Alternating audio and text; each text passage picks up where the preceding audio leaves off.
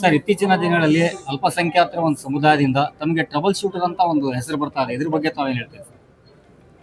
C- ಆ, ಪಕ್ಷದ ಕರ್ತವ್ಯ ಏನು ಜವಾಬ್ದಾರಿಯನ್ನು ಕೊಟ್ಟಿರ್ತಾರೆ ಮತ್ತು ಯಾವ ಜವಾಬ್ದಾರಿ ಮುಖಾಂತರ ಕೋಮುವಾದಿ ಶಕ್ತಿಗಳಿಗೆ ನಾವು ಸೋಲಿಸಬಹುದು, ಫ್ಯಾಸಿಸ್ಟ್ ಶಕ್ತಿಗಳಿಗೆ ನಾವು ಸೋಲಿಸಬಹುದು ಅಂತ ಜವಾಬ್ದಾರಿ ತಗೋಬೇಕು ಮತ್ತು ಅದನ್ನು ನಿಭಾಯಿಸಬೇಕು. ಅದೇ ನಮಗೆ ಇರ್ತಕ್ಕಂಥ ನಮ್ಮ ಸಿದ್ಧಾಂತ. ಅದಕ್ಕಾಗಿ ನಾನು ಪಕ್ಷದಿಂದ ನನಗೆ ಸಲೀಂ ಅಹಮದ್ ಅವರಿಗೆ ಏನು ಜವಾಬ್ದಾರಿಯನ್ನು ಕೊಟ್ಟಿದ್ರು ಅದು ನಾವು ನಿಭಾಯಿಸಿದ್ದೇವೆ. ಈಗ ಚುನಾವಣೆ ಮಾಡ್ತಾ ಇದ್ದೀವಿ, ಸಂಪೂರ್ಣವಾಗಿ ನಂಬಿಕೆಯಿಂದ ನಾವು ಚುನಾವಣೆ ಮಾಡ್ತೇವೆ. ಸಿಎಂ ಇವತ್ತು ಬಂದು ಮತ ಪ್ರಚಾರ ಮಾಡಿದ್ರು ಸರ್, ಅದ್ರ ಬಗ್ಗೆ ಸನ್ಮಾನ್ಯ ಮುಖ್ಯಮಂತ್ರಿಗಳು ಸಿದ್ದರಾಮಯ್ಯನವರು ಅವ್ರಿಗೆ ಇರ್ತಕ್ಕಂಥ ಒಂದು ಜನಪ್ರಿಯತೆ, ಜನ ಬೆಂಬಲ, ಜನರಿಗೋಸ್ಕರ ನಮ್ಮ ಸರ್ಕಾರ ಕೊಟ್ಟಿರ್ತಕ್ಕಂಥ ಕಾರ್ಯಕ್ರಮಗಳು, ಇದೆಲ್ಲವನ್ನು ನೋಡಿದ್ರೆ ನಮ್ಮ ರಾಜ್ಯದ ಸರ್ಕಾರ, ನಮ್ಮ ನಾಯಕರಾದಂಥ ಸಿದ್ದರಾಮಯ್ಯನವರು ಮತ್ತು ಡಿ ಕೆ ಶಿವಕುಮಾರ್ ಅವರು ಸಕ್ರಿಯವಾಗಿ ಏನು ಪ್ರಚಾರ ಮಾಡ್ತಾ ಇದ್ದಾರೆ. ನಾವು ಈ ದಾವಣಗೆರೆ ಉಪಚುನಾವಣೆಯಲ್ಲಿ ನಿಶ್ಚಿತವಾಗ್ಲೂ ಒಳ್ಳೆ ಭರ್ಜರಿ ಲೀಡಿಂದ ನಾವು ಗೆಲ್ತೀವಿ ಅಂತ ನನಗೆ ಸಂಪೂರ್ಣ ವಿಶ್ವಾಸ. ಅಲ್ಪಸಂಖ್ಯಾತರ ಸಮುದಾಯದಿಂದ ಅತಿ ಹೆಚ್ಚು ಜನ ಉಮೇದುವಾರಿಕೆ ಹಾಕಿದ್ದಾರೆ. ಅವ್ರಿಗೆ ಏನಾರ ಮನವೊಲಿಸುವಂತ ಕೆಲಸ ಆಗ್ತಾ ಇದೆ ಸರ್? ಭಾಳಷ್ಟು ಜನ ಹಾಕಿದ್ರು, 22 ಜನ ಹಾಕಿದ್ರು. ಈಗ ಕೊನೆಗೆ 8-9 ಜನ ಏನೋ ಉಳ್ಕೊಂಡಿದ್ದಾರೆ. ನಿಶ್ಚಿತವಾಗ್ಲೂ ಅವ್ರಿಗೆಲ್ಲ ನಾನು ಅಪೀಲ್ ಮಾಡ್ಕೋತೇನೆ. ಏನಂದರೆ, ನೀವು ಮಾಡ್ತಾ ಇರ್ತಕ್ಕಂಥ ನಿಮ್ಮ ಪ್ರಯತ್ನದಿಂದ ಲಾಭ ಆಗೋದು ಬಿ ಜೆ ಪಿಗೆ ಲಾಭ ಮಾಡಬೇಕು. ಕೋಮುವಾದಿ ಶಕ್ತಿಗಳಿಗೆ ನೀವು ಒಂದು ರೀತಿಯ ಶಕ್ತಿ ತುಂಬಬೇಕು ಅಂದರೆ ನೀವು ಮಾಡಿ. ನಿಮ್ಗಂತೂ ಲಾಭ ಆಗ್ತಾ ಇಲ್ಲ. ಓಟು ಡಿವೈಡ್ ಮಾಡಬೇಕಂತ ನೀವು ಮಾಡ್ತಾ ಇರೋದು. ಗೆಲ್ಬೇಕಂತದ್ದು ಯಾರು ಚುನಾವಣೆ ಮಾಡ್ತಾ ಇಲ್ಲ. ಯಾರಾದರೂ ಗೆಲ್ಲಬೇಕು ಅಂತ ಚುನಾವಣೆ ಮಾಡ್ತಾ ಇದ್ರೆ ನಾನು ಅವ್ರ ಬಗ್ಗೆ ಏನಾದರೂ ಮಾತಾಡ್ಬೋದು. ಈ ಕಳೆದ 4 ದಿನದಿಂದ ನೀವು ಸಂಚಾರ ಮಾಡ್ತಾ ಇದ್ದೀರಾ. ಇಲ್ಲಿ ಈಗ ಅಲ್ಪಸಂಖ್ಯಾತರಲ್ಲಿ ಇರುವಂಥ ಗೊಂದಲ ನಿವಾರಣೆ ಆಗಿದೆ ಅನ್ಸುತ್ತಾ? ನಿಶ್ಚಿತವಾಗ್ಲು ಭಾಳಷ್ಟು ಜನ ವಿಡ್ರಾ ಮಾಡಿಕೊಂಡ್ರು, ಭಾಳಷ್ಟು ಜನ ನಮ್ಮ ಜೊತೆಗೆ ಬಂದರು, ಭಾಳಷ್ಟು ಜನ ಇದನ್ನು ಅರ್ಥ ಮಾಡಿಕೊಂಡ್ರು. ಇಲ್ಲಪ್ಪ, ನಾವು ಕೋಮುವಾದಿ ಶಕ್ತಿಗಳಿಗೆ, ಫಾಸಿಸ್ಟ್ ಶಕ್ತಿಗಳಿಗೆ, ಬಿ ಜೆ ಪಿ ಇಂಥ ರಾಜಕೀಯ ಪಕ್ಷಕ್ಕೆ ನಾವು ಸಹಾಯ ಮಾಡೋಕ್ಕಾಗಲ್ಲ. ನಾವು ಏನಿದ್ರೂ ಸೆಕ್ಯುಲರ್ ಪಾರ್ಟಿ, ಸೆಕ್ಯುಲರ್ ಸಿದ್ಧಾಂತ, ಹಿಂದೂ, ಮುಸ್ಲಿಂ, ಸಿಖ್, ಕ್ರೈಸ್ತರು ನಾವೆಲ್ಲರೂ ಅಣ್ಣ ತಮ್ಮಂದರಾಗಿ ಬದುಕಬೇಕು. ಪ್ರೀತಿ ವಿಶ್ವಾಸದ ವಾತಾವರಣ, ಭ್ರಾತೃತ್ವದ ವಾತಾವರಣ ಇಲ್ಲಿ ನಿರ್ಮಾಣ ಆಗಿರಬೇಕು. ಅದನ್ನು ನಾವು ಮುಂದೆ ಬರ್ಕೊಂಡು ಹೋಗಬೇಕು ಅಂದರೆ ಕಾಂಗ್ರೆಸ್ಸೇ ಗೆಲ್ಲಬೇಕು. ಬಿ ಜೆ ಪಿಗಂತೂ ನಾವು ಅವಕಾಶ ಮಾಡಿಕೊಡಬಾರ್ದು ಅಂತ ಭಾಳಷ್ಟು ಜನ ನಮ್ಮ ಜೊತೆಗೆ ಸೇರ್ಕೊಂಡಿದ್ದಾರೆ. ಇನ್ನೂ ಭಾಳಷ್ಟು ಜನ ಮುಂದೆ ಸೇರ್ಕೋತಾರೆ. ಅಲ್ಪಸಂಖ್ಯಾತರಿಗೆ ಮಾತ್ರ ಅಲ್ಲ, ಎಲ್ಲ ಸಮುದಾಯಗಳಿಗೆ ನಾನು ಹೇಳಕ್ಕೆ ಇಷ್ಟ ಬಯಸ್ತೇನೆ.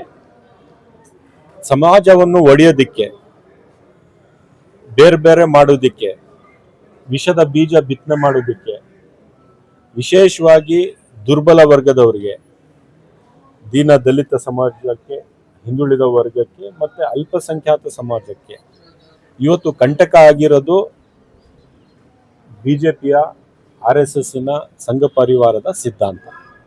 ಇಂಥ ಸಿದ್ಧಾಂತದ ವಿರುದ್ಧ ನಾವು ಹೋರಾಡಬೇಕಾಗಿದೆ ಹೊರತು ನಮ್ಮಲ್ಲಿ ನಾವು ಬೇರೆ ಬೇರೆ ಭಿನ್ನಾಭಿಪ್ರಾಯ ಇದ್ರೂ ಸಹ ಕೆಲವು ಸತಿ ಒಮ್ಮೊಮ್ಮೆ ನಮಗೆ ಆ ಗಳಿಗೆಗೆ ಸಿಗ್ಬೇಕಂತ ಅವಕಾಶ ಸಿಗದೇ ಇದ್ರೂ ಸಹ ಬೇರೆ ಬೇರೆ ಕಡೆ ಬೇರೆ ಬೇರೆ ಸಂದರ್ಭದಲ್ಲಿ ಅವಕಾಶಗಳು ಸಿಕ್ಕಿದವೆ, ಇನ್ನೂ ಕೂಡ ಸಿಗ್ತವೆ. ಕಾಂಗ್ರೆಸ್ ಒಂದೇ ಪಕ್ಷ ಅಲ್ಪಸಂಖ್ಯಾತರಿಗೆ ಇವತ್ತು ಪ್ರಾತಿನಿಧ್ಯವನ್ನು ಕೊಟ್ಟಿರ್ತಕ್ಕಂಥದ್ದು ಆನ್ ರೆಕಾರ್ಡ್. ಏನು ಜನತಾದಳಿಂದ MLAs ಇದ್ದಾರಾ, MLCs ಇದ್ದಾರಾ? BJPಯವರಂತೂ ಬಿಡ್ಬಿಡಿ, ಅವರು ಅಲ್ಪಸಂಖ್ಯಾತರನ್ನು, ದಲಿತರನ್ನು, ಹಿಂದುಳಿದ ವರ್ಗದವರಿಗೆ ಗುರಿಯಾಗಿ ರಾಜಕಾರಣ ಮಾಡ್ತಾರೆ. ಅವರಿಂದ ಅಪೇಕ್ಷೆ ಏನಿಲ್ಲ. ಆದರೆ ಬೇರೆ ಯಾವ ಪಕ್ಷ ನಮಗೆ ಸಹಾಯ ಮಾಡಿದೆ? ಯಾವ ಪಕ್ಷ ನಮಗೆ ಅವಕಾಶಗಳು ಕೊಟ್ಟಿದ್ದಾವೆ? ಇವತ್ತು 10 ಜನ ನಾವು ಶಾಸಕರಿದ್ದೀವಿ, ಕಾಂಗ್ರೆಸ್ ಪಕ್ಷದಿಂದನೇ ಇದ್ದೀವಿ. 4 ಜನ ಮೇಲ್ಮನೆ ಸದಸ್ಯರಿದ್ದಾರೆ, ಕೌನ್ಸಿಲರ್ಲಿದ್ದಾವೆ, ಲೆಜಿಸ್ಲೇಟಿವ್ ಕೌನ್ಸಿಲ್ ಅಲ್ಲಿ ಇದ್ದೀವಿ. ಯಾವ ಪಕ್ಷದಲ್ಲಿ ಇದ್ದೀವಿ? ರಾಜ್ಯಸಭಾ ಮೆಂಬರ್ ಆಗಿದ್ದೀವಿ. ಇದೇ ರಾಜ್ಯದಿಂದ ನಾಸಿರ್ ಹುಸೇನ್ ಅವರು ಡೆಲ್ಲಿಯಲ್ಲಿದ್ದಾರೆ. ಅವ್ರು ಯಾವ ಪಕ್ಷದಲ್ಲಿದ್ದಾರೆ? 2 ಮಂತ್ರಿಗಳು ಇವತ್ತಿದ್ದಾರೆ, ಜಮೀರ್ ಅಹಮದ್ ಖಾನ್ ಅವರಿದ್ದಾರೆ, ರಹೀಂ ಖಾನ್ ಅವರಿದ್ದಾರೆ. ಯಾವ ಪಕ್ಷದಲ್ಲಿ ಮಂತ್ರಿ ಆಗಿದ್ದಾರೆ? BJPಯಿಂದ ಮಂತ್ರಿ ಮಾಡಿದ್ರ? ಇವತ್ತು ರಾಜ್ಯದ ಇತಿಹಾಸದಲ್ಲೇ ಮೊದಲ ಬಾರಿಗೆ ಒಂದು ಸ್ಪೀಕರ್, ಇತಿಹಾಸದಲ್ಲೇ ಒಬ್ಬ ಅಲ್ಪಸಂಖ್ಯಾತ ಸ್ಪೀಕರ್ ಆಗಿರ್ಲಿಲ್ಲ, UT ಖಾದರ್ ಅವರು ಒಳ್ಳೆ ಸಾಮರ್ಥ್ಯದಿಂದ ಇವತ್ತು ವಿಧಾನಸಭೆಯನ್ನು ನಡೆಸ್ತಾ ಇದ್ದಾರೆ.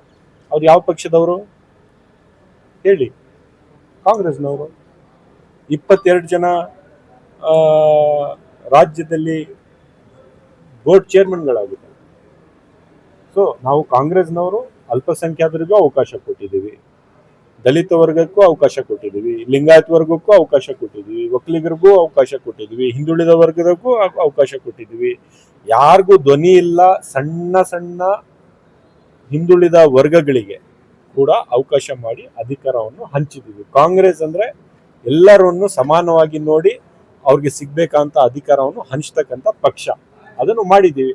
ಒಂದು ಕಡೆ ಕೊಡದೆ ಆಗಿರಬಹುದು, ಅದರಲ್ಲಿ ಅಲ್ಪಸಂಖ್ಯಾತರು ಕೂಡ ನಾವು ನಾಯಕರು, ಯಾರು ನಾವು ನಾಯಕರಂತ ನಾವು ಮಾಡ್ಕೊಂಡಿದ್ದೇವೆ, ಅವ್ರದ್ದು ಕೂಡ ತಪ್ಪಿದೆ.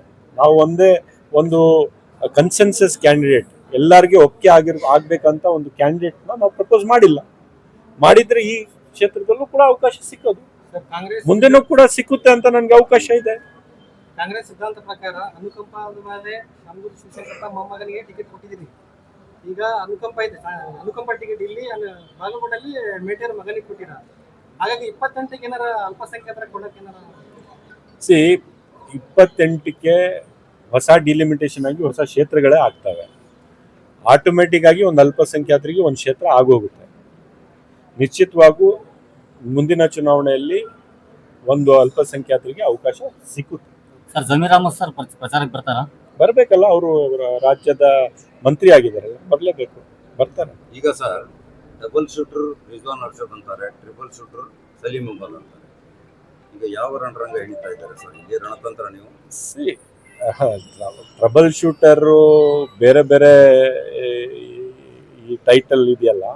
ನಾವೊಬ್ಬ ಕಾರ್ಯಕರ್ತ, ಪಕ್ಷದ ಕಾರ್ಯಕರ್ತ, ಕಾಂಗ್ರೆಸ್ ಪಕ್ಷ ಮತ್ತೆ ಸಾಮಾಜಿಕ ಕಾರ್ಯಕರ್ತ. ಸಮಾಜವನ್ನು ಒಗ್ಗೂಡಿಸ್ಬೇಕು ಅಂದ್ರೆ ನಾವು ಯಾವ ಶಕ್ತಿಗಳಿಗೆ ಅಧಿಕಾರ ಕೊಡಬೇಕು, ಯಾವ ಶಕ್ತಿಗಳಿಗೆ ಪರಾಜಯಿಸಬೇಕು, ಅದನ್ನು ನಾವು ಅರ್ಥ ಮಾಡ್ಕೋಬೇಕು. ಕೋಮುವಾದಿ ಶಕ್ತಿಗಳಿಗೆ, ಅದು BJP ಇರಲಿ, SDPI ಇರಲಿ, ಬೇರೆ ಯಾವುದೇ ಪಕ್ಷ ಇರಲಿ, ಅಂಥ ಪಕ್ಷಗಳಿಗೆ ಸೋಲಿಸ್ಬೇಕು. ಸೆಕ್ಯುಲರ್ ಪಕ್ಷಗಳಿಗೆ ನಾವು ಗೆಲ್ಲಿಸ್ಬೇಕು. ಇವತ್ತು ನಮ್ಮ ಮತ್ತೆ BJP ಮಧ್ಯ ಇರ್ತಕ್ಕಂಥ ಈ ಚುನಾವಣೆ ನಿಶ್ಚಿತವಾಗ್ಲೂ ನಾವು ಗೆಲ್ತೇವೆ. ನಮ್ಮ ಬೆಂಬಲಕ್ಕೆ ಈ ದಕ್ಷಿಣ ಕ್ಷೇತ್ರದ ಜನ ನಿಂತವ್ರೆ. ಎಲ್ಲಾ ಜಾತಿಯ ಜನ, ಎಲ್ಲಾ ಧರ್ಮದ ಜನ ನಮ್ಮ ಜೊತೆ ನಿಂತಿದ್ದಾರೆ. ಸರ್ ಕೊನೆಯದಾಗಿ ಬೈಕಾಟ್ ಕ್ಯಾಂಪೇನ್ ನಡೀತಾ ಇದೆ. ಸೊ ಮತದಾನ ಎಲ್ಲರ ಹಕ್ಕು ಆಗಿದೆ ಸರ್, ಇದರ ಬಗ್ಗೆ ಹೇಳೋದು?